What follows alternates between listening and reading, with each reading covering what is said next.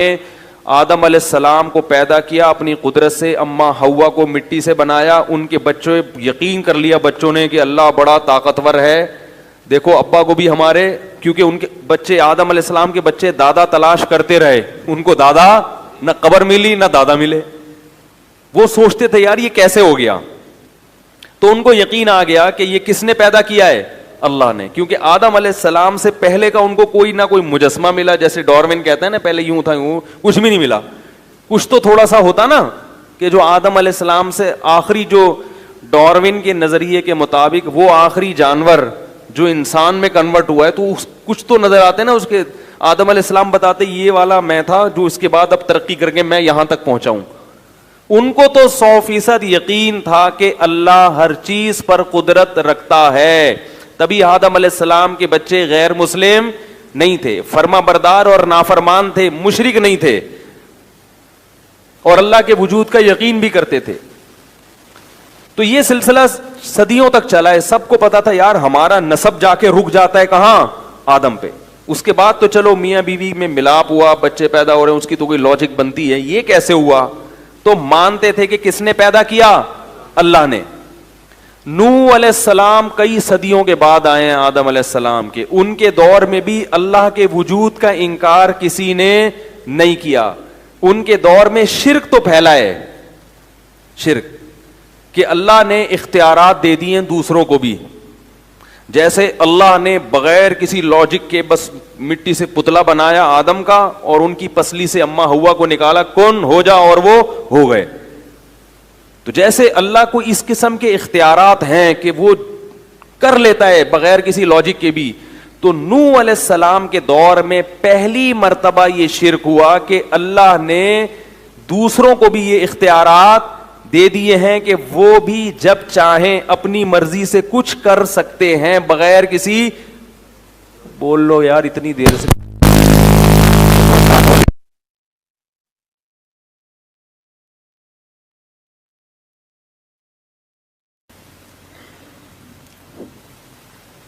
ہو گیا. اچھا یہ کھڑکیاں بند کریں تاکہ جنریٹر کی آواز نہ آئے اندر. تو میں یہ عرض کر رہا تھا کہ نوح علیہ السلام وہ پہلے پیغمبر ہیں جو مشرکوں کی ہدایت کے لیے بھیجے گئے ہیں, سمجھ رہے ہیں. تو اس وقت شرک کون سا شروع ہوا, انہوں نے یہ کہا کہ جیسے آدم علیہ السلام کو بس اللہ نے بنایا, کوئی اس کی لاجک نہیں ہے, تو اللہ تعالیٰ نے دوسری بھی کچھ مخلوق ہیں جن کو اللہ نے یہ اختیار دیا ہے کہ وہ اللہ کے اختیار دینے سے جو چاہیں اپنی مرضی سے کر سکتے ہیں. سمجھ رہے ہو. تو یہ یعنی کب شروع ہوا یہ والا شرک, نوح علیہ السلام کے دور میں. اور اس میں دو چیزیں بڑی عجیب تھیں. ایک یہ کہ انہوں نے یہ نہیں کہا کہ اللہ نے ان فلاں فلاں کو تمام اختیارات دے دیے ہیں, بلکہ اس والے کو اللہ نے بارش کا اختیار دیا, اس والے بت کو اللہ نے ود, سوا, یغوث, یعوق, نصر, یہ 5 بت تھے مشہور. تو کیا کہتے تھے, اس کو اللہ نے بارش کا اختیار دیا کہ یہ اپنی مرضی سے جب چاہے گا بارش برسا سکتا, باقی چیزوں میں یہ دخل اندازی نہیں کر سکتا. یعنی اگر بادل نہیں بھی ہیں, کوئی محکمہ موسمیات والے کہہ رہے کہ کوئی امکان نہیں ہے, لیکن یہ شوں کرے گا اور بادل آ جائیں گے. یہ بہت اہم مضمون ہے, اس کو اچھی طرح سمجھیں. اور جو شارٹ کلپ بنا بنا کے فتنہ اور فساد پھیلا رہے ہیں نا, وہ پورے میری اس مضمون کو شائع کریں, پھر اس کا جواب دیں مجھے. دوسرا وہ کہتے تھے اولاد کا اس کو ہے, یہ فلاں والے کو ہے, یہ اولاد دلوا دے گا آپ کو, چاہے کوئی سائنٹیفک لاجک نہیں ہوگی اولاد کی, کوئی اس کے بھی اولاد کے جراثیم نہیں ہے, بیوی بھی بانج ہے, مگر یہ اس کے پاس جب جاؤ گے, اس سے دعا مانگو گے تو اولاد کیا ہو جائے گا, اولاد ہو جائے گی. اس لیے نہیں کہ اس کو اختیار ہے, بلکہ اللہ کے اختیار دینے سے اس کے پاس بھی اختیار آ گیا ہے.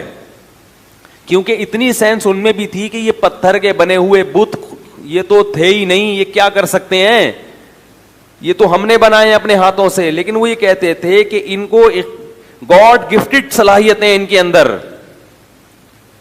پھر ان پر جب اشکال ہوتا کہ یہ تو کچھ نہیں کر سکتے, تو کہتے یہ نہیں کر سکتے, مگر اللہ تو ان کو اختیار دے سکتا ہے نا. بھائی اللہ تو سب کچھ کر سکتا ہے, تو اللہ نے ان کو اختیارات دے دی ہیں. تو 5 بڑے بڑے بت تھے, ود, سوا, یغوث, یعوق اور نصر, جن کا قرآن میں تذکرہ ہے. اور آپ تفسیر کی کتابیں اٹھا کے دیکھیں. اب سوال پیدا ہوتا ہے کہ ان مسٹنڈوں کو, یہ جو بت ہیں ان کو میں مسٹنڈا کہہ رہا ہوں, ان بتوں کو, ان مسٹنڈوں کو کیوں دیے اللہ نے؟ اگر دینے ہی تھے تو آپ کو دیتا, ان کو دیتا, یہ بتوں کو کیوں دیے؟ تو کہتے تھے اصل میں یہ بڑے بڑے بزرگوں کی مورتیاں ہیں, تو ان بزرگوں سے خوش ہو کے اللہ نے ان بزرگوں کو دیے ہیں. اب اگر کہو ان بزرگوں کو کیوں دیے, تو آپ کہیں گے جب اللہ اپنی عطا سے کسی کو دے رہا ہے تو آپ کون ہوتے ہیں اس پہ پابندی لگانے والے. یہ میں اس لیے تمام چیزیں دوہرا رہا ہوں کہ بالکل یہی سٹائل ہے آج شرک کو معاشرے میں پھیلانے کا, کہ اگر اللہ اپنے نبی کو کچھ اختیارات دینا چاہ رہا ہے تو ان وہابیوں کے پیٹ میں مروڑ کیوں ہوتا ہے. نہیں آ رہی بات سمجھ میں؟ ان لوگوں کو کیوں تکلیف ہو رہی ہے؟ بات آ رہی ہے سمجھ میں؟ پبلک کو کیوں؟ جب اللہ اپنے محبوب, اپنے حبیب سید الانبیاء, یا ان کو اگر اللہ اپنے اختیار سے اختیارات دے رہا ہے تو لوگوں کو اس پہ اشکال کیوں ہو رہا ہے؟ بات آئی سمجھ میں؟ تو نوح علیہ السلام اسی شرک کی نفی کے لیے دنیا میں آئے تھے کہ اللہ جس سے خوش ہوتا ہے اسے جنت تو دیتا ہے, اسے دنیا میں اعلی مقام تو دیتا ہے, اسے لوگوں کا مقتدا اور رہبر تو بناتا ہے, اسے نیک صالح اولاد تو دیتا ہے, مگر اپنے اختیارات میں اس کو شرکت نہیں دیتا.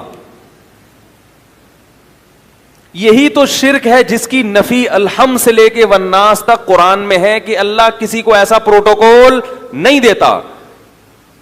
اور اسی کو اللہ نے اپنے ساتھ الوہیت میں شرک قرار دیا, معبودیت میں, کہ مجھے میرے جیسا معبود کیوں تراش لیا تم نے, حالانکہ وہ مانتے تھے کہ یہ اللہ جیسے